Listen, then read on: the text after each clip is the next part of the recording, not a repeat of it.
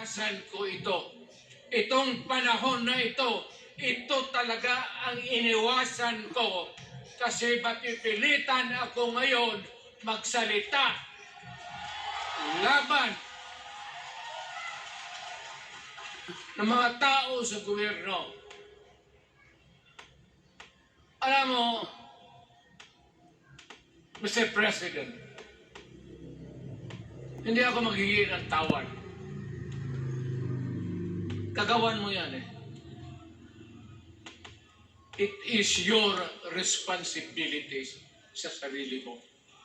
What you do in this world binds you. Iyo yan. Huwag mong sisihin ang ibang tao kasi sarili mong utak at katawan yan. Nung ako'y mayor, pinakitaan ako ng evidence ng PDEA. Doon sa listahan, nandoon yung pangalan mo. Ayaw kong sabihin yan kasi magkaibigan tayo. Kung hindi magkaibigan, magkakilala. Eh, ikaw pumapasok kayo ng alanganin. Mr. President, baka susunod ka sa dinaanan ng tatay mo.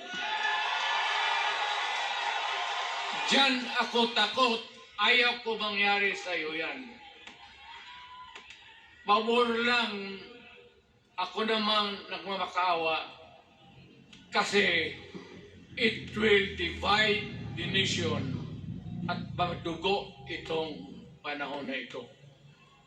Alam mo, Mr. President, sabihin ko maya sa tao kung ano ka. Noong unang panahon, hindi tayo puro Bisaya, nagkita-kita doon sa Luzon. There was a community of Filipinos.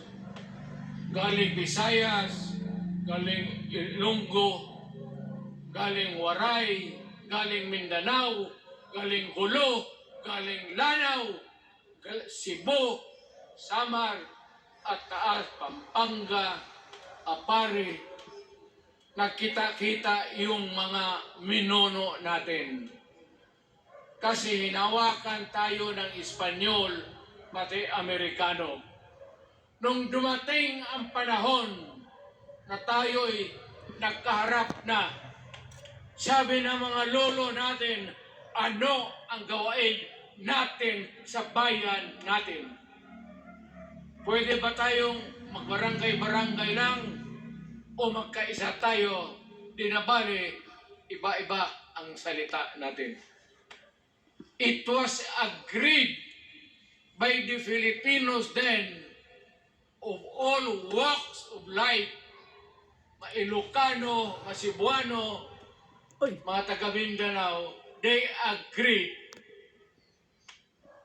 to form a constitution. Alam mo, yung constitution para